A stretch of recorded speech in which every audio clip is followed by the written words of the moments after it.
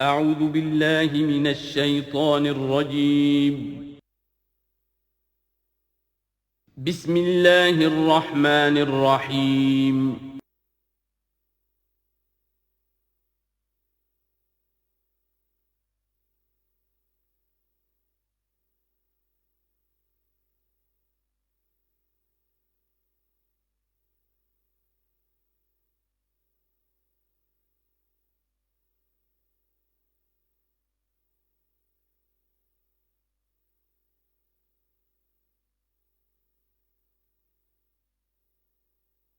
بسم اللہ الرحمن الرحیم یا بنی اسرائیل اذکروا نعمتی التی انعمت علیکم وانی فضلتکم علی العالمین واتقوا یوما لا تجزی نفس عن نفس شیئا ولا يقبل منها شفاعة ولا یؤخذ منها عدل ولا هم ینصرون صدق اللہ العظیم رب اشرح لی صدری ویسر لی امری واحلل عقدۃ من لسانی یفقہوا قولی۔ جیسا کہ میں نے عرض کیا تھا، سورہ بقرہ کے 5ویں رکوع سے اور 14ویں رکوع تک تو مسلسل، بلکہ 15ویں رکوع کی بھی پہلی 2 آیات شامل کرنی ہوں گی۔ یہ 10 رکوعوں سے 2 آیات زائد ہیں کہ جن میں خطاب کل کا کل بنی اسرائیل سے ہے۔ البتہ اس میں یہ فرق ہے کہ پہلا رکوع جو ہے وہ ان کو دعوت پر مشتمل ہے، نبی اکرم صلی اللہ علیہ وسلم پر ایمان لانے کی پرزور دعوت۔ بقیہ یہ 9 رکوع جو ہے یہ ان پر فرد قرارداد جرم ہے جو عائد کی جا رہی ہے۔ ہم نے تمہارے ساتھ یہ احسان و اکرام کیا، تم پر یہ فضل کیا، یہ کرم کیا، تمہیں یہ حیثیت دی، تمہیں یہ مقام دیا، تم نے اس طور سے اپنے اس مشن کی خلاف ورزی کی، اپنے مقام اور مرتبے کو چھوڑ کر اور دنیا پرستی اختیار کی۔ یہ جو 9 رکوع ہیں ان میں بنی اسرائیل کی تاریخ کا تو یوں سمجھیے کہ ایک بہت بڑا حصہ اور نمایاں اس کے فیچرز آئیں گے، لیکن یہ سمجھ لیجئے کہ اصل میں یہ امت مسلمہ کو بھی ایک پیشگی تنبیہ ہے کہ کوئی مسلمان امت جب بگڑتی ہے تو یہ چیزیں اس میں آ جاتی ہیں۔ چنانچہ احادیث موجود ہیں حضور کی، لَيَأْتِيَنَّ عَلَىٰ أُمَّتِي مَا أَتَىٰ عَلَىٰ بَنِي إِسْرَائِيلَ حَزْوَ النَّعْلِ بِالنَّعْلِ، میری امت پر بھی وہ سب حالات وارد ہوں گے جو بنی اسرائیل پر آئے، بالکل ایسے جیسے ایک جوتی دوسری جوتی سے مشابہ ہوتی ہے۔ ایک اور حدیث میں فرمایا لَتَتَّبِعُنَّ سُنَنَ مَنْ قَبْلِكُمْ، تم لازماً اپنے سے پہلوں کی پیروی کرو گے۔ اور اس میں اس حد تک بھی آپ نے وضاحت کر دی کہ اگر وہ سابق امت مسلمہ، سابق امت، اگر وہ گوہ کے بل میں گھسی تھی تم بھی گھسو گے، اور اگر ان میں کوئی بدبخت ایسا اٹھا جس نے اپنی ماں سے زنا کیا تو تم میں سے بھی کوئی شقی ایسا ضرور اٹھے گا جو یہ حرکت کرے گا۔ اس اعتبار سے ان رکوعوں کو پڑھتے ہوئے یہ نہ سمجھیے یہ اگلوں کی داستان ہے، پچھلوں کی کہانیاں ہیں، نہیں۔ خوش طرح باشد کے سر دل براں، گفت آیت در حدیث دیگراں، یہ ہمارے لیے ایک آئینہ ہے اور ہمیں ہر مرحلے پر سوچنا ہوگا، دروں بینی کرنی ہوگی، انٹروسپیکشن، کہ کہیں اسی گمراہی میں ہم مبتلا تو نہیں۔ دیکھتے جائیے گا۔ دوسرا نقطہ پہلے سے یہ سمجھ لیجئے، یہ جو 2 آیتیں میں نے 6 رکوع کی تلاوت کی ہیں، بعین ہی یہی 2 آیتیں 15ویں رکوع میں آئیں گی، اور اس کو یوں سمجھیے کہ یہ 2 بریکٹس ہیں۔ 9 رکوعوں کا مضمون ان 2 بریکٹس کے درمیان ہے۔ یہ 2 آیتیں یہاں سے بریکٹ شروع ہو رہی ہیں، وہ 2 آیتیں ان پر بریکٹ ختم ہو رہی ہیں، بعین ہی وہی آیات۔ ایک آیت میں تو شوشے کا بھی فرق نہیں، دوسری آیت میں صرف ترتیب بدلی ہے، مضمون وہی ہے۔ اس کے مابین جو کچھ ہے، اس سے باہر یہ جو 5واں رکوع تھا، اس کے مضامین گویا کہ ضرب کھا رہے ہیں بریکٹ کے اندر کے سارے مضامین سے۔ یہ حساب کا بہت ہی عام فہم سا قاعدہ ہے، بریکٹ کے باہر کوئی رقم لکھی ہوئی ہے جس کے بعد کوئی زبر، کوئی جمع یا تفریق اگر نہیں ہے تو وہ ضرب کھائے گی، بریکٹ کے اندر جتنی بھی ویلیوز ہیں ان کے ساتھ ضرب کھائے گی۔ تو گویا کہ ہر قدم پر حضور پر دعوت، ایمان لانے کی دعوت اس پورے معاملے میں موجود ہے، اس لیے کہ اس میں بعض آیتیں ایسی آ گئی ہیں، ایک زیادہ نمایاں ایک کم نمایاں، جن سے کچھ لوگوں کو مغالطہ ہوا یا کچھ لوگوں نے فتنہ پیدا کیا جان بوجھ کر۔ یہ فتنہ ایک بار پیدا ہوا تھا اکبر کے زمانے میں دین الہی کی شکل میں، کہ صرف خدا کو مان لینا، آخرت کو مان لینا اور نیک اعمال کرنا نجات کے لیے کافی ہے، کسی رسول پر ایمان لانا ضروری نہیں ہے۔ یہ صوفیاء میں بھی یہ فتنہ بہت بڑے پیمانے پر آیا۔ مسجد مندر ہکڑو نور، مسجد میں اور مندر میں ایک ہی نور ہے، سب مذاہب ایک ہی ہے، سارا فرق جو ہے شریعتوں کا ہے، عبادت کے ظاہری شکل کا ہے، وہ ہے رسولوں سے متعلق۔ رسولوں کو بیچ میں سے نکال دیجئے تو یہ دین الہی رہ جائے گا، اللہ کا دین۔ اتنا بڑا فتنہ تھا کہ جب ہندوستان میں سیاسی اعتبار سے، حکومت کے اعتبار سے مسلمانوں کا اقتدار چوٹی پر تھا، کلائمیکس پر، اکبر اعظم، اس وقت یہ دین الہی کا فتنہ اٹھا کہ دین محمدی کا اب دور ختم ہو گیا، وہ 1000 سال کے لیے تھا، 1000 سال پورے ہو گئے، اب الف ثانی ہے، دوسرا 1000 سال ہے، اس کے لیے نیا دین ہے، اسے دین اکبری بھی کہا گیا اور دین الہی بھی کہا گیا۔ اور اس میں ایک آیت آئے گی جس سے استدلال کیا ہے کچھ لوگوں نے۔ اس صدی میں پھر یہ فتنہ اٹھا تھا گاندھی کے فلسفے کے ذریعے سے، اور ایک بہت بڑا نابغہ انسان مسلمانوں میں سے، بہت بڑا نابغہ، جینیس، ابوالکلام آزاد، وہ بھی اس فتنے کا شکار ہو گیا۔ متحدہ قومیت، چنانچہ گاندھی اپنی پرارتھنا میں کچھ قرآن کی تلاوت بھی کراتا تھا، کچھ گیتا بھی پڑھواتا تھا، کچھ اپنشدوں سے، کچھ بائبل سے، کچھ گرو گرنتھ سے، معلوم ہو یہ سب ٹھیک ہے، سب ایک ہے، سب لوگوں کو ایک ہونا چاہیے، ایک قوم ہونا چاہیے، مذہب تو انفرادی معاملہ ہے، کوئی مسجد میں چلا جائے، کوئی مندر میں چلا جائے، گردوارے میں چلا جائے، کوئی چرچ میں چلا جائے، کوئی سینیگاگ میں چلا جائے، کیا فرق واقع ہوتا ہے؟ اس کا توڑ یہی ہے کہ سمجھ لیجئے یہ جو 7 آیتیں ہیں 5ویں رکوع کی، یہ ہے بریکٹ کے باہر، اور یہ ضرب کھا رہی ہے مسلسل، اس بریکٹوں کے درمیان جتنی بھی مضمون آ رہا ہے وہ سب ان کے تابع ہوگا۔ گویا کہ جہاں تک حضور پر ایمان لانے کا معاملہ ہے وہ انڈرسٹوڈ سمجھا جائے گا، مقدر سمجھا جائے گا ہر مرحلے پر ان 2 بریکٹوں کے مابین۔ اب چلیے بسم اللہ۔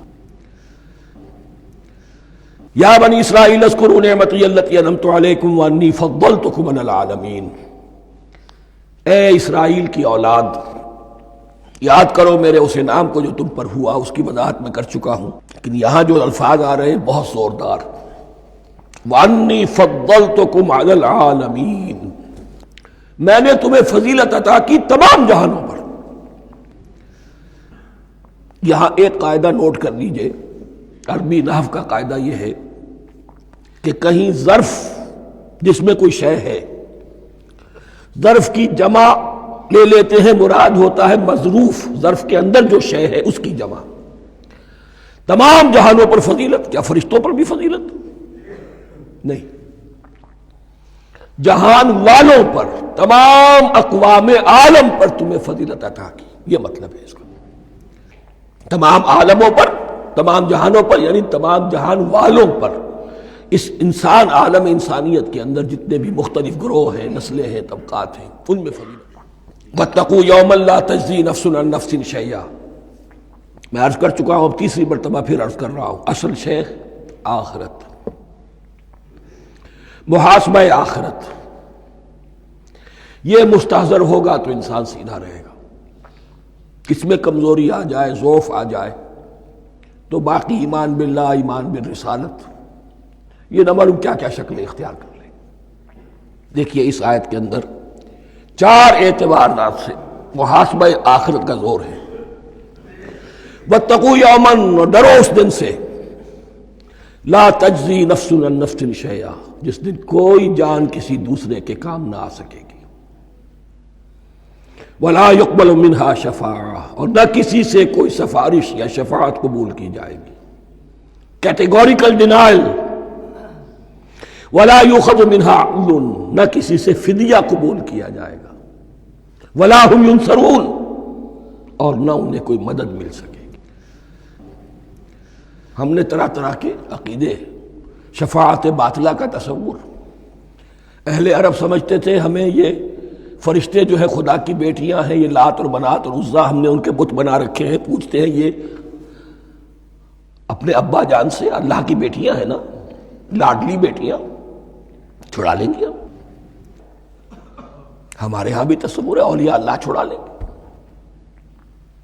یا شفاعت باطلہ، خود حضور کی شفاعت کے بارے میں جو غلط تصورات ہیں، ایک شفاعت حقہ ہے، اس کی وضاحت کا یہ موقع نہیں ہے، وہ آیت الکرسی پہ جب ہم پہنچیں گے انشاءاللہ تعالیٰ اسی سورہ مبارکہ میں تو اس کی وضاحت بھی ہوگی۔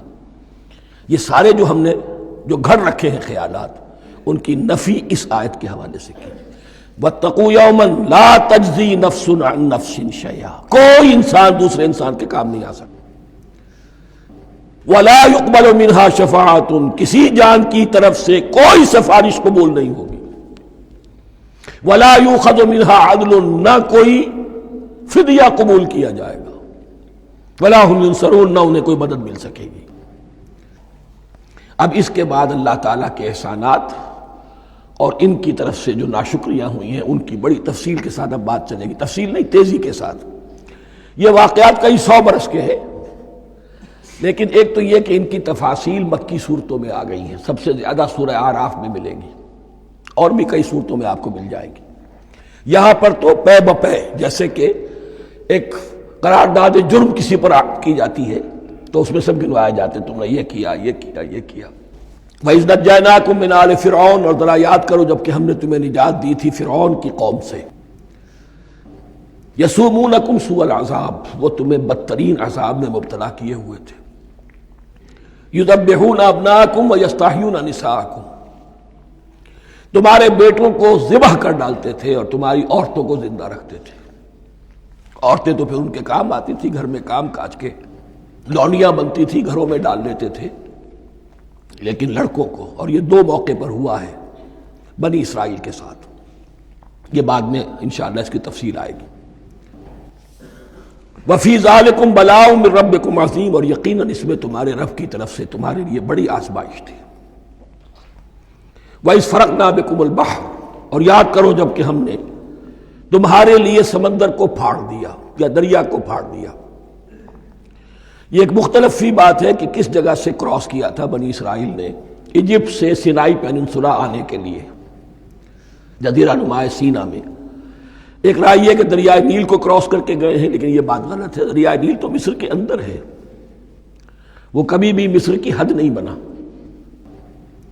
کسی کی رائے یہ ہے کہ جو خلیج سویز ہے، بحر قلزم جو ہے، ریڈ سی، وہ اوپر جا کر 2 کھاڑیوں میں تبدیل ہو جاتا ہے، خلیج عقبہ مشرق کی طرف اور خلیج سویس مغرب کی طرف، اور ان کے درمیان میں یہ سینائی پیننسولا جو ہے یہ تکون ہے، جیسے ہندوستان بھارت تکون ہے، ایسے یہ پیننسولا ہے، انڈین پیننسولا، سینائی پیننسولا۔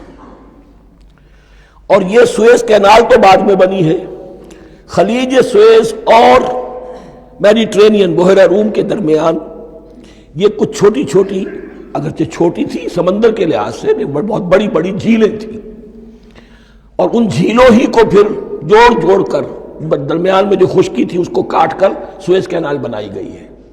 تو اب تو یہ ایک مسلسل ایک رابطہ ہے، لیکن معلوم ہوتا ہے کہ یا تو خلیج سویس کو کراس کیا ہے حضرت موسیٰ علیہ السلام نے، اور یہی میری رائے زیادہ یہی ہے، اس لیے کہ کوہ طور جو ہے وہ اس پیننسولا کی ٹپ پر ہے، نیچے ہے یہاں، جہاں پر پھر ان کا قیام رہا اور جہاں پھر حضرت موسیٰ کو 40 دن کے لیے کوہ طور پر بلا کر اور پھر انہیں تورات دی گئی ہے۔ تو معلوم ہوتا ہے کہ جو خلیج سویز ہے اسے کراس کیا ہے۔ کراس کس طرح کیا ہے کہ حضرت موسیٰ کے عصا کی ایک ضرب سے سمندر پھٹ گیا۔ فَكَانَ كُلُّ فِرْقٍ كَالطَّوْدِ الْعَظِيمِ، دونوں طرف چٹانوں کے مانند پہاڑ کی طرح جو ہے وہ سمندر کھڑا ہو گیا، اس کے راستے میں سے یہ نکل گئے۔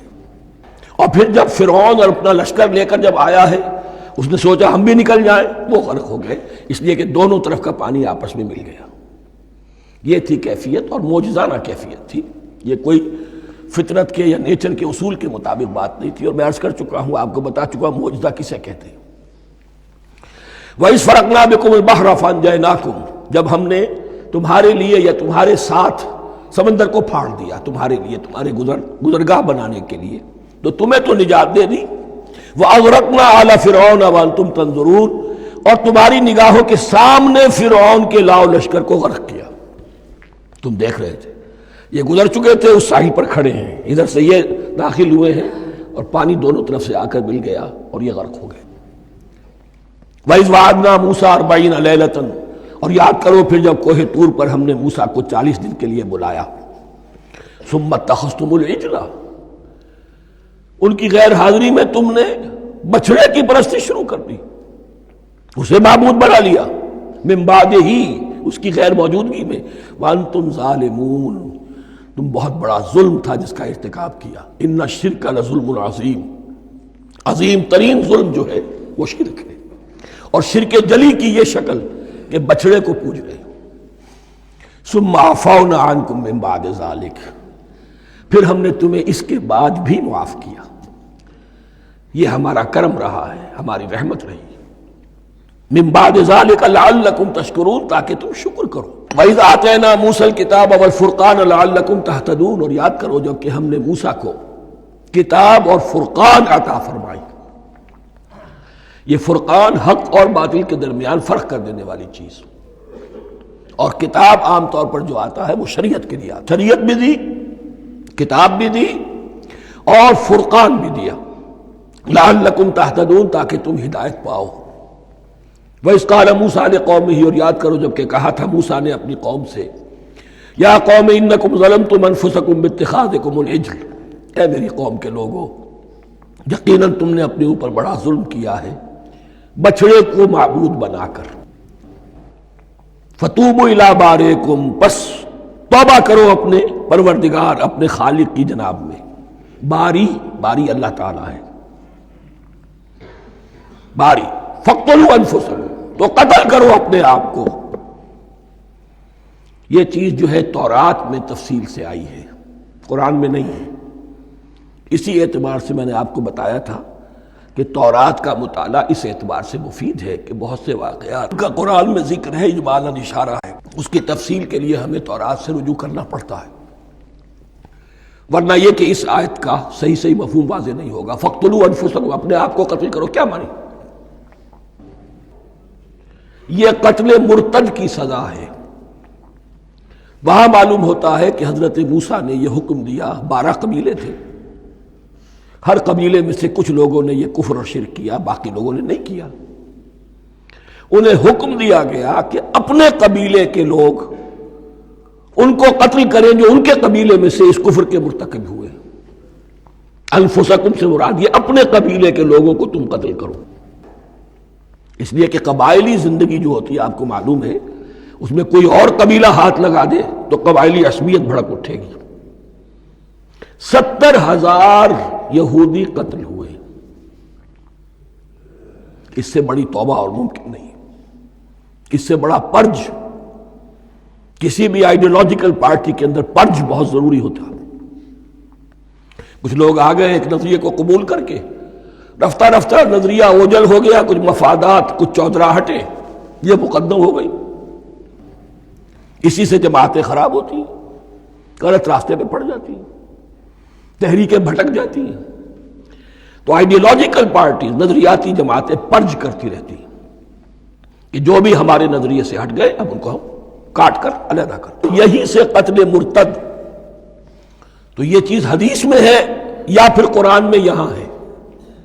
اس حوالے سے جو لوگ ہمارے ہاں بعض علماء بھی ہیں، جدید دانشور ہیں، جو قتل مرتد کی جو حد ہے اسلام میں اس کو تسلیم نہیں کرتے، لیکن میرے نزدیک یہ شریعت موسوی کا تسلسل ہے کہ شریعت موسوی کی جس شے کو بدلا نہ گیا ہو، جس کے بارے میں صراحتاً یہ معلوم نہ ہو کہ یہ شے تبدیل کر دی گئی، تو وہ شریعت محمدی کا جز بن گئی۔ زنا پر رجم کا معاملہ بھی یہی ہے۔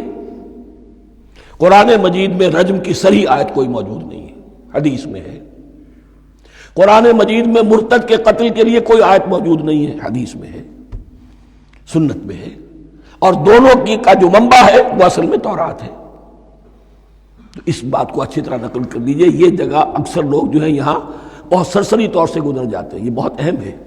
اور اس کے لیے تورات کی طرف رجوع کیجئے۔ 70,000 6 لاکھ کل تھے جب یہ مصر سے نکلے ہیں، 6 لاکھ تھے۔ کتنے عرصے کے بعد پیننسولا پہنچے ہیں، سینائی پیننسولا میں اور طور میں، کچھ اور ان کی تعداد بڑھ گئی ہوگی، لیکن یہ کہ ان میں سے 70,000 کو قتل کیا اپنے ہاتھوں سے۔ ہر قبیلے نے اپنے جو مرتد تھے ان کو اپنے ہاتھ سے قتل کیا۔ فَتُوبُوا إِلَىٰ بَارِئِكُمْ فَاقْتُلُوا أَنفُسَكُمْ ذَٰلِكُمْ خَيْرٌ لَكُمْ عِندَ بَارِئِكُمْ، یہی تمہارے لیے تمہارے رب کے نزدیک بہتر بات ہے۔ فَتَابَ عَلَيْكُمْ، تو اللہ نے تمہاری توبہ قبول کر لی۔ توبہ قبول کس طرح ہوئی؟ یہ تزکیہ ہوا ہے امت کا کہ ان میں سے جن لوگوں نے اتنی بڑی غلط حرکت کی ہے ان کو کاٹ کر، ذبح کر کے، ان کو قتل کر کے پھینک دیا۔ انہ هو التواب الرحیم، یقیناً وہ تو ہے ہی بہت توبہ کا قبول فرمانے والا اور بہت رحم فرمانے والا۔ وَإِذْ قُلْتُمْ يَا مُوسَىٰ لَن نُّؤْمِنَ لَكَ حَتَّىٰ نَرَى اللَّهَ جَهْرَةً، ایک اور واقعہ ان کی تاریخ کا۔ اور یاد کرو جب کہ تم نے کہا تھا اے موسیٰ ہم تو تمہاری بات نہیں مانیں گے۔ ایمان کے بعد جب لام کا حرف آئے تو اس کے معنی صرف تصدیق کے ہوتے ہیں۔ لن نؤمن لک، ہم آپ کی بات کی تصدیق نہیں کریں گے، حتیٰ نر اللہ جہرتن، جب تک کہ ہم دیکھ نہ لیں اللہ کو عیانن۔ ہمیں کیا پتا اللہ نے یہ کتاب دی آپ کو، آپ تو لے کر آ گئے، ہمارے سامنے تو پتھر کی کچھ تختیاں ہیں، اس پہ کچھ لکھا ہوا، کس نے لکھا ہمیں کیا پتا۔ اب دیکھیے ایک حضرت موسیٰ کی خواہش تھی رب ارنی انظر الیک، وہ کچھ اور شے تھی۔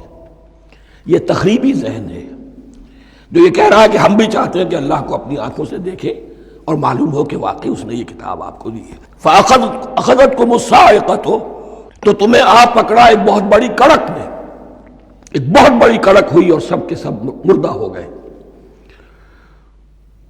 وَأَنْتُمْ تَنظُرُونَ، تمہارے دیکھتے دیکھتے ایک کڑک نے تمہیں آ لیا۔ ثُمَّ بَعَثْنَاكُم مِّن بَعْدِ مَوْتِكُمْ، پھر ہم نے تمہیں دوبارہ اٹھایا تمہاری موت کے بعد۔ بعض لوگ اس کی یہ تعویل کر رہے ہیں کہ یہ موت نہیں تھی بلکہ بے ہوش ہو گئے تھے، یعنی جو بھی کڑک تھی اس کی وجہ سے سب کے سب بے ہوش ہو کے گر گئے۔ لیکن میرے نزدیک یہاں تعویل کی ضرورت نہیں، بعث بعد الموت اللہ کے لیے کوئی مشکل نہیں۔ ہم الفاظ کو خواب کا کو ان کے اصل جو مفہوم ہے جو کہ صاف ہے، صریح ہے، اس سے خواب کا کے لیے موڑ کر لکھا جائے۔ ثم بعثناکم من بعد موتکم لعلکم تشکرون، تاکہ تم شکر کرو۔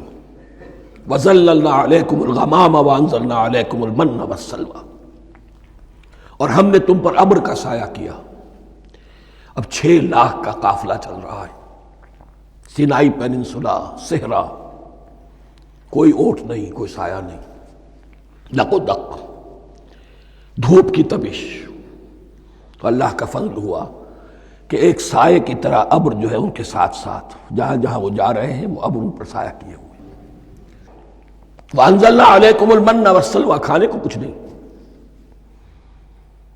تو من اور سلوہ نازل کیے گئے۔ من ایسے اترتا تھا رات کے وقت کہ جیسے شبنم کے قطرے ہوتے ہیں، لیکن وہ ہوتا تھا کسی ایسی چیز کا جس میں شیرینی تھی، اور پھر وہ زمین پر آ کر جم کر وہ ایک گویا کے دانہ بن جاتے تھے، یہ ان کا اناج ہو گیا۔ کاربوہائیڈریٹ سپلائی اس سے ہو گئی، من سے۔ اور سلوہ ایک خاص قسم کا پرندہ بٹیر کی شکل کا جو بے پناہ بڑی تعداد میں ان کے بڑے بڑے جھنڈ آتے تھے شام کے وقت، اور وہ ان کے ڈیرا جہاں ہوتا تھا اس کے گرد وہ اتر آتے تھے، اور رات کی تاریکی میں یہ آسانی سے ان کو پکڑتے تھے، ان کو کھاتے تھے بھون کر، اور یہ ان کی پروٹین ہو گئی۔ پوری غذا جو ہے اللہ تعالیٰ نے ان کو فراہم کر دی۔ وَأَنزَلْنَا عَلَيْكُمُ الْمَنَّ وَالسَّلْوَىٰ كُلُوا مِن طَيِّبَاتِ مَا رَزَقْنَاكُمْ، کھاؤ ان پاکیزہ چیزوں کو جو ہم نے تمہیں عطا کی ہیں۔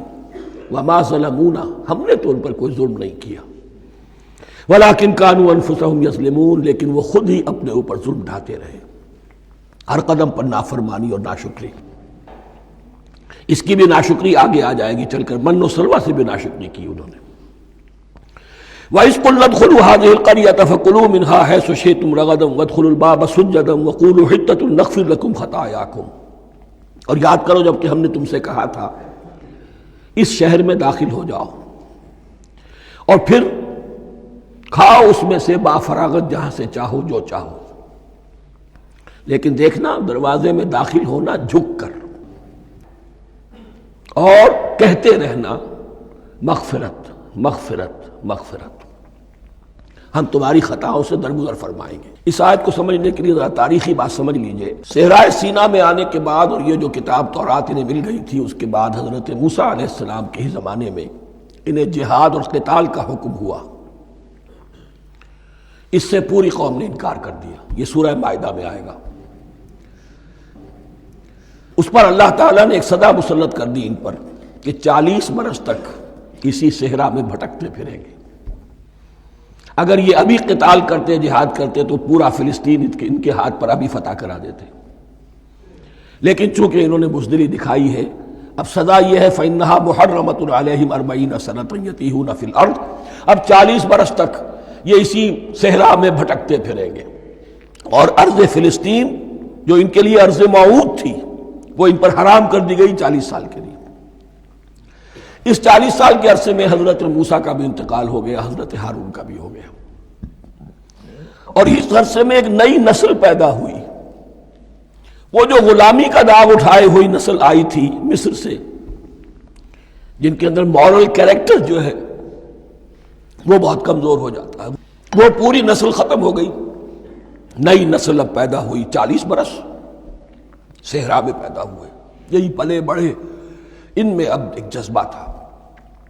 حضرت موسیٰ کے پھر جو خلیفہ تھے یوشع ابن نون، جوشوا، تورات میں ان کا نام جوشوا ہے، یوشع، ان کی سرکردگی میں اب بنی اسرائیل کی اس نئی نسل نے قتال کیا، جنگ کی، اور پہلا شہر جو فتح ہوا وہ اریحا۔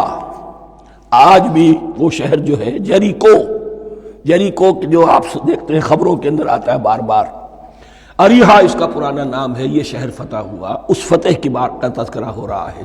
یاد کرو جب کہ ہم نے تم سے کہا تھا اس بستی میں، اس شہر میں داخل ہو جاؤ فاتحانہ، اور پھر جو کچھ یہاں ہے، جو نعمتیں ہیں، ان سے متمتع ہو، کھاؤ پیو، لیکن داخل ہونا سجدہ کرتے ہوئے، مراد کیا؟ جھک کر، یعنی ایسا نہ ہو کہ تکبر کی وجہ سے تمہاری گردنیں اکڑ جائیں، گردنیں جھکا کر اللہ کا احسان مانو، یہ نہ سمجھو کہ یہ فتح تم نے حاصل کی۔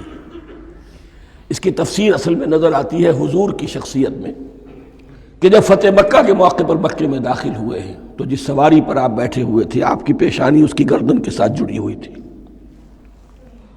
یہ وقت ہوتا ہے جب کہ تکبر اور تعلی، فاتح کی حیثیت سے آنا، اور بندہ مومن کے لیے یہی وقت ہے تواضع کا، جھکنے کا۔ وَقُولُوا حِطَّةٌ، حتیٰ یحط کہتے ہیں جھاڑ دینے کو، تو اس کے معنی کیا ہے؟ اے اللہ ہمارے گناہ جھاڑ دے، مغفرت، اے اللہ ہمیں مغفرت، ہماری مغفرت فرما، جو خطائیں ہو گئی بخش دے۔ قولوا حطۃ، تمہاری زبان پر استغفار ہونا چاہیے، تمہاری گردنیں جھکی ہوئی ہونی چاہیے۔ نغفر لکم خطایاکم، اگر تم اس پر عمل کرو گے ہم تمہاری خطایا جو ہے، خطائیں جو ہیں انہیں معاف فرما دیں گے۔ وسنزید المحسنین، اور جو تم میں محسن ہوں گے انہیں اور بھی زیادہ دیں گے، اور انعام و اکرام آئیں گے۔ فبدل الذین ظلموا قولا غیر الذی قیل لہم، تو ان میں سے جو ظالم تھے، جو بد کردار تھے، انہوں نے بدل دیا، ایک اور قول اختیار کر لیا اس قول کی جگہ جو انہیں کہا گیا تھا۔ کہا گیا تھا حتہ حتہ، انہوں نے کہنا شروع کیا حنطہ حنطہ، ہمیں تو گیہوں چاہیے، گیہوں چاہیے۔ یہ بعد میں ابھی آ جائے گا اگلے رکوع کے اندر، کہ من و سلوہ سے ان کی طبیعتیں بھر گئی تھی، ایک ہی چیز کھا کھا کے۔ اب وہ کہہ رہے تھے کوئی چیز ہمیں جو ہے زمین کی روئیدگی میں سے، پیداوار میں سے، تو وہ ان کے زبان پر انہوں نے مذاق اڑاتے ہوئے گویا کہ حضرت موسیٰ علیہ السلام کے ذریعے سے حکم ملا ہے، استہزاء کر رہے ہیں، حتۃ کی بجائے حنطۃ۔ فانزلنا علی الذین ظلموا رجزا من السماء بما كانوا یفسقون، تو جن لوگوں نے یہ حرکت کی تھی ان پر ہم نے آسمان سے ایک بہت بڑا عذاب نازل کیا۔ تورات سے معلوم ہوتا ہے کہ پلیگ آئی، اور جنہوں نے یہ حرکت کی تھی وہ سب کے سب ہلاک ہو گئے یریکو کے اندر، بما كانوا یفسقون، بسبب اس نافرمانی کے جو انہوں نے کی۔ وَإِذِ اسْتَسْقَىٰ مُوسَىٰ لِقَوْمِهِ فَقُلْنَا اضْرِب بِّعَصَاكَ الْحَجَرَ، اب یہ پھر صحرائے سینا کا واقعات آ رہے ہیں، ان میں ترتیب زمانی نہیں ہے۔ اریحا کی فتح جو ہے حضرت موسیٰ کے بعد ہے، لیکن اب یہاں پہ پھر ابھی وہ جو صحرائے تیہ میں جب بھٹک رہے تھے پھر اس کا ذکر ہے۔ وَإِذِ اسْتَسْقَىٰ مُوسَىٰ لِقَوْمِهِ فَقُلْنَا اضْرِب بِّعَصَاكَ الْحَجَرَ، اور جب کہ موسیٰ کی قوم نے موسیٰ سے پانی طلب کیا۔ اب صحرا میں آپ کو معلوم ہے جہاں پڑاؤ تھا اب وہاں پانی نہیں ہے، 6 لاکھ ہو 7 لاکھ ہو کتنے افراد ہو پانی چاہیے۔ وَإِذِ اسْتَسْقَىٰ مُوسَىٰ لِقَوْمِهِ فَقُلْنَا اضْرِب بِّعَصَاكَ الْحَجَرَ، تو ہم نے کہا کہ اپنے عصا سے ضرب لگاؤ چٹان پر۔ فَانْفَجَرَتْ مِنْهُ اثْنَتَا عَشْرَةَ عَيْنًا، تو اس سے 12 چشمے پھوٹ بہے۔ فجر کہتے ہیں کسی شے کے پھٹ کر کوئی چیز برآمد ہو۔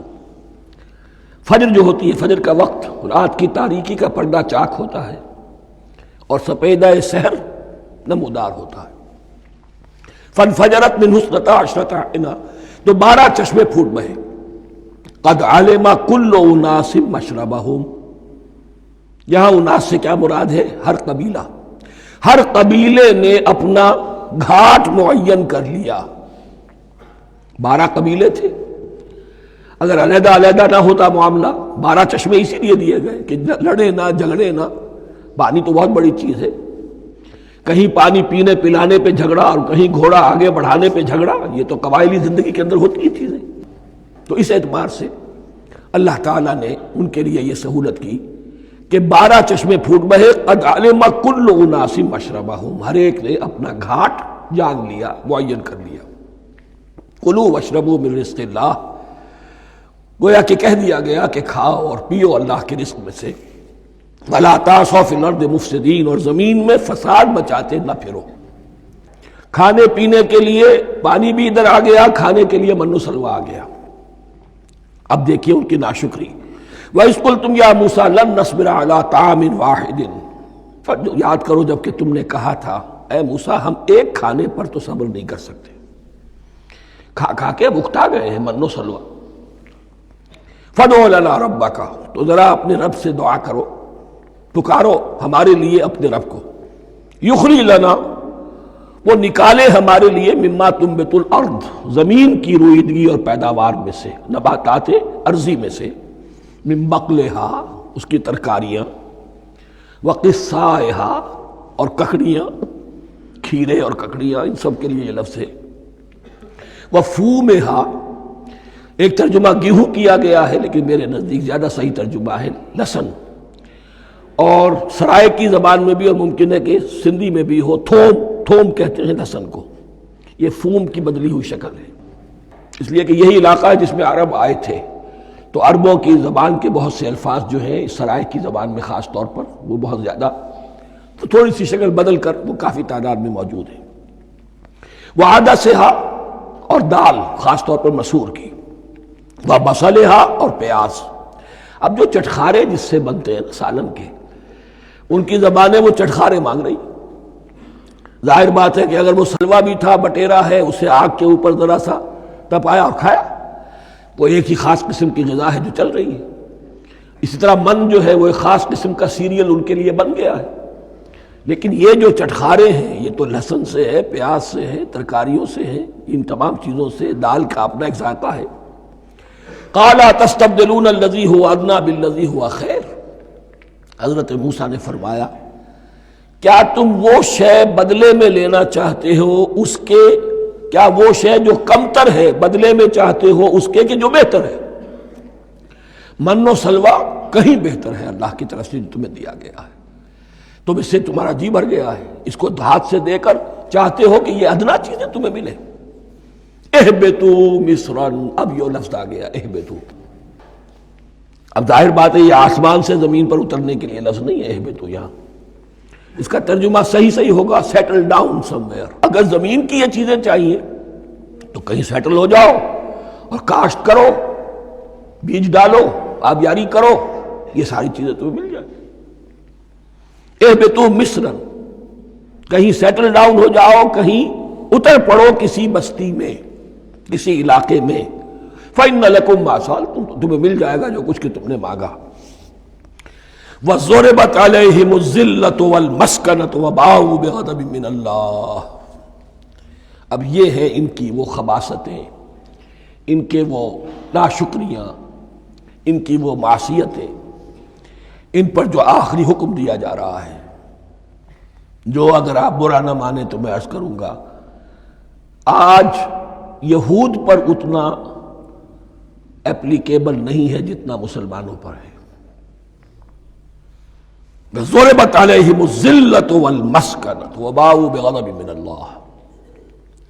ذلت اور مسکنت، کم ہمتی ان پر تھوپ دی گئی۔ ضربت علیہم، it was heaped upon them. The humiliation was heaped upon them. ضربت علیہم الذلۃ والمسکنۃ وباؤوا بغضب من اللہ، اور وہ اللہ کا غضب لے کر لوٹے۔ وہی امت جس کے بارے میں فرمایا وَأَنِّي فَضَّلْتُكُمْ عَلَى الْعَالَمِينَ، اسی امت کا پھر یہ حشر ہوا۔ کیوں ہوا؟ نافرمانی۔ تمہیں کتاب دی تھی کہ تم پیروی کرو، تمہیں کتاب دی تھی کہ اسے قائم کرو۔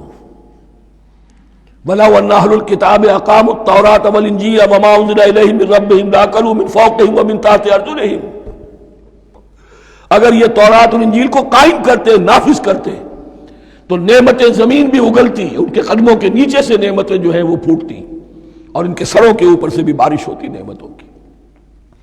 لیکن اگر تم نے اس کو چھوڑ کر اپنی خواہشات، اپنے نظریات، اپنے خیالات، اپنا تمرد، اپنی سرکشی، اپنی حاکمیت، اپنی مصلحتیں، اپنی عقل، اس کو بالا تر کیا، تو پھر جو قوم اللہ کے قانون کی، اللہ کی ہدایت کی، اللہ کی کتاب کی امین ہوتی ہے دنیا میں، وہ اللہ کی ریپرزنٹیٹو ہوتی ہے، نمائندہ ہوتی ہے۔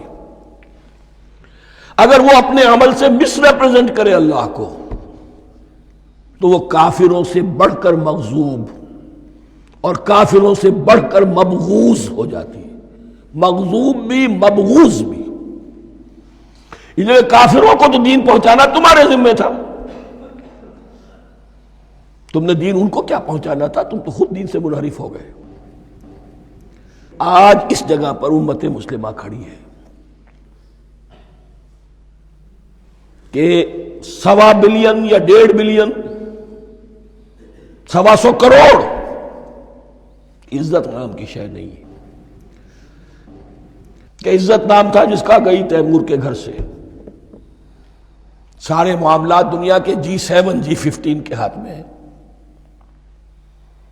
سیکیورٹی کونسل اس کے پرماننٹ ممبر کا ویٹو ہے، اور نہ سیکیورٹی کونسل میں اور نہ کہیں کسی G7 میں، نہ G9 میں، نہ G15 میں کوئی مسلمان ملک نہیں۔ کس نمی پرست کی بھیا کیستی، ہماری اپنی پالیسیز کہیں اور طے ہوتی ہیں، ہمارے اپنے بجٹ کہیں اور بنتے ہیں، ہماری صلح اور جنگ کسی اور کے اشارے سے ہوتی ہے۔ ریموٹ کنٹرول، یہ ذلت اور مسکنت۔ آپ کے ریڈیو پر، ٹیلی ویژن پر خبریں آتی رہیں کہ اتنے مسلمانوں کے ساتھ یہ کر دیا، اتنی مسلمان عورتوں کی بے حرمتی کر دی، لیکن یہاں ہم بیٹھے ہوئے اپنے اپنے دھندوں میں، اپنے اپنے کاروبار میں، اپنی اپنی ملازمتوں میں، اپنے اپنے کیریئرز میں، دنیا میں کیا کچھ ہو رہا ہے۔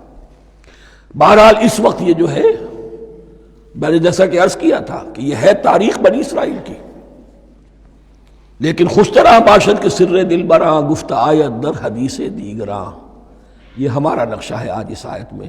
ضربت علیہم الذلۃ والمسکنۃ وباؤوا بغضب من اللہ۔ اور یہ کیوں؟ ذالک بانہم کانوا یکفرون بآیات اللہ، یہ اس لیے کہ وہ اللہ کی آیات کا انکار کرتے رہے۔ وَيَقْتُلُونَ النَّبِيِّينَ بِغَيْرِ الْحَقِّ، اللہ کے نبیوں کو ناحق قتل کرتے رہے۔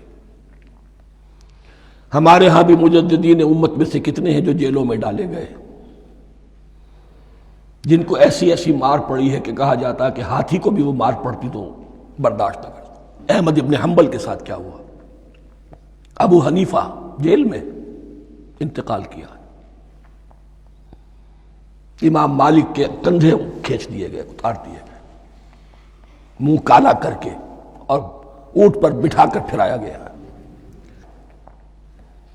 امام دار الہجرہ شیخ احمد سرہندی جیل میں رہے، سید احمد بریلوی اور ان کے ساتھیوں کو خود مسلمانوں نے تہہ تیغ کیا ہے۔ بہرحال یہ داستانیں ہیں، اب نبی تو کوئی نہیں آئے گا، ان کے ہاں نبی تھے، ہمارے ہاں مجددین ہیں، علماء حق ہیں، جیسے کہ حدیث بھی ہے علماء امتی کا انبیاء بنی اسرائیل، تو جو انہوں نے انبیاء کے ساتھ کیا ہم نے مجددین اور علماء کے ساتھ کیا۔ ذالک بما عصوا وکانوا یعتدون، اور یہ ہوا ان کی نافرمانیوں کی وجہ سے اور حد سے تجاوز کرنے کی وجہ سے۔ اللہ تعالیٰ تو ظالم نہیں ہے، اللہ نے تو اونچا مقام دیا تھا، ہمیں بھی خیر امت قرار دیا، کنتم خیر امت اخرجت للناس تأمرون بالمعروف وتنہون عن المنکر وتؤمنون باللہ۔ اب اگر ہم نے وہ اپنا مشن چھوڑ دیا تو ذلت اور مسکنت وہ ہمارا مقدر بن گئی۔ اللہ کا قانون اور اللہ کا عدل بے لاگ ہے، وہ فرام امہ ٹو امہ چینج نہیں ہوتا۔ سنت اللہ جو ہے لن تجد لسنت اللہ تحویلا ولن تجد لسنت اللہ تبدیلا، اللہ کی سنت بدلتی نہیں۔ بنی اسرائیل کا جو حشر ہوا آج وہ ہمارا ہو رہا ہے۔ بہرحال اس پر میری جو کتاب ہے سابق اور موجودہ مسلمان امتوں کا ماضی حال اور مستقبل، اس کا مطالعہ کیجیے۔ اب آ گئی وہ آیت کہ جس سے استدلال کیا گیا ہے کہ ایمان بالرسالت نجات کے لیے ضروری نہیں ہے۔ ان الذین آمنوا والذین ہادوا والنصارى والصابئین من آمن باللہ والیوم الآخر وعمل صالحا فلہم اجرہم عند ربہم ولا خوف علیہم ولا ہم یحزنون۔ یقیناً جو لوگ ایمان لائے، اور اس سے مراد ہے جو ایمان لائے حضور پر، محمد پر صلی اللہ علیہ وسلم، والذین ہادوا، اور جو یہودی ہو گئے، والنصارى، اور نصرانی، والصابئین، اور صابی وہ لوگ تھے عراق کے علاقے میں رہتے تھے جو کہتے تھے کہ ہم دین ابراہیمی پر ہیں، لیکن ان کے ہاں بھی بہت کچھ بگڑ گیا تھا، جیسے حضرت ابراہیم کی نسل حضرت اسماعیل کی نسل بگڑ گئی تھی، تو اس طرح وہ بھی بگڑ گئے تھے۔ ستارہ پرستی زیادہ تر ان کے ہاں تھی۔ من آمن باللہ والیوم الآخر، جو کوئی بھی ایمان لایا اللہ پر اور یوم آخر پر، وعمل صالحا، اور اس نے عمل کیے اچھے، فلہم اجرہم عند ربہم، تو ان کے لیے محفوظ ہے ان کا اجر ان کے رب کے پاس، ولا خوف علیہم ولا ہم یحزنون، اور نہ ان پر کوئی خوف ہوگا اور نہ وہ کسی حزن سے دوچار ہوں گے۔ ظاہر الفاظ کے اعتبار سے دیکھیے کہ یہاں ایمان بالرسالت کا ذکر نہیں ہے۔ ویسے تو اگر کوئی اس سے یہ غلط استدلال کرتا ہے تو اس کا پہلا جو اصولی جواب ہے وہ تو یہ ہے کہ ایسی حدیثیں بھی موجود ہیں، من قال لا الہ الا اللہ دخل الجنہ، تو اس کے کیا معنی ہے؟ صرف کہنے سے جنت میں داخل ہو جائیں گے، کسی عمل کی ضرورت نہیں؟ جواب یہ دیا جائے گا پورے قرآن کو سامنے رکھو، پورے حدیث کے ذخیرے کو سامنے رکھو، کسی ایک جگہ سے کوئی ایک نتیجہ نکال لینا وہ صحیح نہیں۔ لیکن اس کے علاوہ وہ اصول جو میں بیان کر چکا ہوں کہ یہ سلسلہ شروع کہاں سے ہوا ہے، 5واں رکوع، وَآمِنُوا بِمَا أَنزَلْتُ مُصَدِّقًا لِمَا مَعَكُمْ وَلَا تَكُونُوا أَوَّلَ كَافِرٍ بِهِ، انہیں ایمان کی زوردار دعوت سے تو یہ ساری بات شروع ہوئی ہے۔ اب فصاحت اور بلاغت کا یہ تقاضا ہے کہ بار بار اس کو دہرایا نہ جائے، وہ بات انڈرسٹوڈ رہے گی، مقدر رہے گی، سمجھی جائے گی کہ ہر جگہ پر وہ موجود ہے، اس لیے کہ ساری گفتگو ہو رہی ہے اسی کے حوالے سے۔ وَآمِنُوا بِمَا أَنزَلْتُ مُصَدِّقًا لِمَا مَعَكُمْ وَلَا تَكُونُوا أَوَّلَ كَافِرٍ بِهِ وَلَا تَشْتَرُوا بِآيَاتِي ثَمَنًا قَلِيلًا وَإِيَّايَ فَاتَّقُونِ۔ اس حوالے سے یوں سمجھیے اب اس آیت کو کہ یہاں پر کچھ الفاظ محذوف مانے جائیں گے، ان الذین آمنوا والذین ہادوا والنصارى والصابئین من آمن باللہ والیوم الآخر وعمل صالحا فی ایامہم فلہم اجرہم عند ربہم ولا خوف علیہم ولا ہم یحزنون۔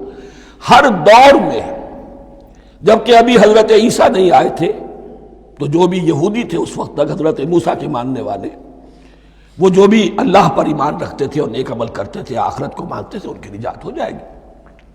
لیکن حضرت عیسیٰ کے آنے کے بعد ان کو نہیں مانا، اب وہ کافر قرار۔ لیکن اب حضرت عیسیٰ کے آنے کے بعد جب تک حضور نہیں آئے جو بھی مانتا ہے لیکن یہ کہ شرط یہی ہوگی کہ اپنے اپنے زمانے میں اصل میں نفی جس بات کی جا رہی ہے وہ یہ ہے کہ یہ نہ سمجھو کہ کسی گروہ میں ہونے سے نجات ہوتی ہے. نجات کسی گروہ میں ہونے کی وجہ سے نہیں ہے، نجات کی بنیاد ایمان اور عمل صالح ہے.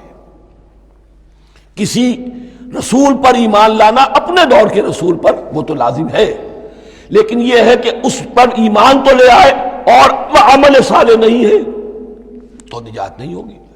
تو یہ اپنے اپنے دور میں اپنے اپنے زمانے میں ہر امت کے لیے وَلِكُلِّ أُمَّةٍ اجل قرآن مجید کے ایک مقام پر آیا ہے، ہر امت کے لیے ایک خاص معین مدت ہے. اس معینہ مدت میں اب ظاہر بات ہے جو لوگ حضور کی بعثت سے پہلے فوت ہو گئے ان پر تو کوئی ذمہ داری نہیں تھی حضور پر ایمان لانے کی، اور ایسے لوگ تھے، ایسے موحدین مکے میں موجود تھے جو یہ کہتے تھے کعبے کے پردے پکڑ پکڑ کر، اے اللہ ہم صرف تجھے پوجنا چاہتے ہیں، صرف تیری بندگی کرنا چاہتے لیکن جانتے نہیں کیسے کریں. یہ بات موجود تھی اور ان کا انتقال بھی ہو گیا. یہ زید، سعید ابن زید، سعید جو حضرت عمر کے بہنوئی تھے اور وہ عشرہ مبشرہ میں سے ہیں، ان کی اہلیہ حضرت فاطمہ بنت خطاب، ان دونوں کے ایمان کو اللہ نے ذریعہ بنایا حضرت عمر کے ایمان کا. اور یہ والد تھے سعید کے زید، وہ یہ کہتے ہوئے دنیا سے چلے گئے حضور کی ابھی بعثت ہی نہیں ہوئی تھی، اللہ میں صرف تیری بندگی کرنا چاہتا ہوں، کیسے کروں یہ نہیں جانتا. اسی کو ذہن میں رکھیے، اہدنا الصراط المستقیم جو میں نے کہا تھا، ایک سلیم الفطرت انسان، سلیم العقل انسان توحید تک پہنچ جاتا ہے، آخرت کو پہچان لیتا ہے، لیکن اب کیا کروں؟ اس شریعت کے لیے، ان احکام کے لیے وہ دستے سوال دراز کرنے پر مجبور ہے. الحمدللہ رب العالمین الرحمن الرحیم مالک یوم الدین ایاک نعبد و ایاک نستعین اہدنا الصراط المستقیم. اسی صراط المستقیم کی دعا کا یہ جواب اب آئے گا، شروع ہوگا سورہ بقرہ سے. یہ کرو، یہ نہ کرو، یہ فرض ہے، یہ تم پر لازم کیا گیا، یہ چیز حرام کی گئی، وغیرہ وغیرہ. ان الذين آمنوا والذين هادوا والنصارى والصابئين من آمن بالله واليوم الآخر وعمل صالحا، اور محذوف الفاظ فی ازمنتہم، اپنے اپنے زمانے میں، یا فی ایامہم، فلہم اجرہم عند ربہم ولا خوف علیہم ولا هم یحزنون. وَإِذْ أَخَذْنَا مِیثَاقَکُمْ وَرَفَعْنَا فَوْقَکُمُ الطُّورَ، اور ذرا یاد کرو جب کہ ہم نے تم سے عہد لیا، قول و قرار لیا، اور تمہارے اوپر اٹھا دیا طور کو، پہاڑ کو. جب تورات دی گئی تو اس وقت ایک کیفیت معجزانہ طور پر ایسی پیدا کی گئی، ان کے اوپر ایک رعب ڈالنے کے لیے اور خشیت قلب میں پیدا کرنے کے لیے کوہ طور اٹھا کر معلق کر دیا گیا. اس وقت کہا گیا خذوا ما آتیناکم بقوۃ، تو اس قول و قرار کے وقت ایک معجزے کی شکل یہ ہوئی تھی. وَإِذْ أَخَذْنَا مِيثَاقَكُمْ وَرَفَعْنَا فَوْقَكُمُ الطُّورَ خُذُوا مَا آتَيْنَاكُمْ بِقُوَّةٍ وَاذْكُرُوا مَا فِيهِ لَعَلَّكُمْ تَتَّقُونَ. پکڑو اس کو مضبوطی کے ساتھ جو ہم نے تمہیں دیا ہے، اس حدیث، اس کتاب کو، تورات کو، اس شریعت کو، ان احکام کو. وَاذْكُرُوا مَا فِيهِ، اور یاد رکھو اسے جو کچھ کہ اس میں ہے، لَعَلَّكُمْ تَتَّقُونَ، تاکہ تم بچ سکو. ثُمَّ تَوَلَّيْتُم مِّن بَعْدِ ذَلِكَ، پھر تم نے روگردانی کی اس کے بعد، اس میثاق کو توڑا. میثاق الست کو توڑا تھا، اور دوسرے یہ میثاق شریعت جو تم سے لیا گیا اس کو بھی توڑا. ثم تولیتم من بعد ذلک فلولا فضل اللہ علیکم ورحمتہ لکنتم من الخاسرین. پھر اگر اللہ کا فضل تمہارے شامل حال نہ ہوتا اور اس کی رحمت تمہاری دستگیری نہ کرتی رہتی، بار بار تمہیں معاف کیا، تمہیں مہلت دی، تو اگر یہ چیز نہ ہوتی تو اسی وقت سے تم خسارہ پانے والے اور تباہ ہونے والے ہو جاتے. وَلَقَدْ عَلِمْتُمُ الَّذِينَ اعْتَدَوْا مِنْكُمْ فِي السَّبْتِ، اور تمہیں خوب معلوم ہے تم میں سے وہ لوگ جنہوں نے سبت کے قانون کو توڑا، حد سے تجاوز کیا. یہ واقعہ تفصیل کے ساتھ سورہ اعراف میں آئے گا کہ ان کی شریعت میں ہفتے کا روز معین کر دیا گیا تھا، کوئی دنیاوی کام نہیں ہوگا. آج بھی وہ لوگ جو ہے سبت کو، جو بھی پریکٹسنگ جیوز ہیں، وہ اس کی پابندی کرتے ہیں اور بڑی شدت سے کرتے ہیں. لیکن ایک زمانے میں ایک خاص ان کا قبیلہ تھا کہ جس نے ایک بڑے ہی شرعی ہیلا ایجاد کر کے اس قانون کی دھجیاں بکھیری. تفصیل ہم پڑھیں گے سورہ اعراف میں. وَلَقَدْ عَلِمْتُمُ الَّذِينَ اعْتَدَوْا مِنْكُمْ فِي السَّبْتِ، اور تمہارے علم میں ہے تمہارے وہ لوگ کہ جنہوں نے سبت کے قانون کے ضمن میں خلاف ورزی کی فَقُلْنَا لَهُمْ كُونُوا قِرَدَةً خَاسِئِينَ، تو ہم نے کہہ دیا ان کو کہ ہو جاؤ ذلیل بندر، ان کی شکلیں مسخ کر دی گئی، انہیں بندروں کی شکل میں تبدیل کر دیا گیا۔ فَجَعَلْنَاهَا نَكَالًا لِمَا بَيْنَ يَدَيْهَا، پھر ہم نے اس واقعے کو یا اس بستی کو ایک بنا دیا مثال، لوگوں کے لیے ان کی عبرت کے سامان بنا دیا، ان کے لیے بھی جو سامنے موجود تھے اس زمانے کے لوگ اور ان کے لیے بھی جو بعد میں آنے والے تھے، وَمَوْعِظَةً لِّلْمُتَّقِينَ، اور اسے ایک نصیحت، ایک سبق آموزی کی بات بنا دیا اہل تقویٰ کے لیے۔ وَإِذْ قَالَ مُوسَىٰ لِقَوْمِهِ إِنَّ اللَّهَ يَأْمُرُكُمْ أَن تَذْبَحُوا بَقَرَةً، اور یاد کرو جب کہ موسیٰ نے اپنی قوم سے کہا یقیناً اللہ تمہیں حکم دیتا ہے کہ گائے کو ذبح کرو۔ یہ واقعہ میں پہلے آپ کو بتا دوں، پھر ہم یہ آیات تیزی سے پڑھ لیں گے۔ بنی اسرائیل میں ایک شخص قتل ہو گیا عامیل نامی، اور قاتل کا پتہ نہیں چل رہا تھا۔ اللہ تعالیٰ نے حضرت موسیٰ کے ذریعے سے انہیں حکم دیا کہ ایک گائے کو ذبح کرو اور اس کے جسم کے ایک ٹکڑے سے اس مردے کو چھوؤ، وہ جی اٹھے گا اور وہ بتا دے گا میرا قاتل کون ہے۔ اب یہ کہ یہ معجزات کی شکل ہے جو بار بار آ رہے ہیں، اور سابق اس امت کے اندر معجزات کا آپ کو بہت عمل دخل ملے گا۔ اس میں ایک تو یہ کہ گائے کو ذبح کرنا، وہ گائے کے تقدس کا جو ان کے دل میں ذہن میں تھا، تو ذبح کرنے سے اس کے اوپر بھی گویا کہ ایک تلوار چلائی گئی، اور پھر انہیں دکھا بھی دیا گیا کہ ایک آدمی زندہ بھی ہو سکتا ہے، بعد سے بعد الموت کا بھی ایک نقشہ دکھا دیا گیا انہیں۔ لیکن انہیں جب یہ حکم ملا اور ان کے دلوں کے اندر وہ بچڑے کی اور گائے کی تقدیس جو ہے وہ پلی ہوئی تھی، اب انہوں نے سوال کر کے کسی طریقے سے بچنے کے لیے مین میخ نکالی، کیسی گائے ہو، کیا رنگ ہو، کس طرح کی ہو، کس عمر کی ہو۔ بالآخر یہ کہ جب ہر طرف سے گھیراؤ ان کا ہو گیا اور سب چیزیں جو ہیں ان کے سامنے واضح کر دی گئیں، تب انہوں نے یوں سمجھیے چاروں ناچار بادل ناخواستہ اس حکم پر عمل کیا۔ بس اب ترجمہ کر لیجئے۔ وَإِذْ قَالَ مُوسَىٰ لِقَوْمِهِ إِنَّ اللَّهَ يَأْمُرُكُمْ أَن تَذْبَحُوا بَقَرَةً، اور یاد کرو جب کہ موسیٰ نے کہا اپنی قوم سے کہ اللہ حکم دیتا ہے تمہیں کہ ایک گائے کو ذبح کرو۔ قَالُوا أَتَتَّخِذُنَا هُزُوًا، انہوں نے کہا کیا آپ ہمارے ساتھ کوئی ٹھٹھا کر رہے ہیں، مذاق اڑا رہے ہیں، یہ کیا بات آپ کہہ رہے ہیں؟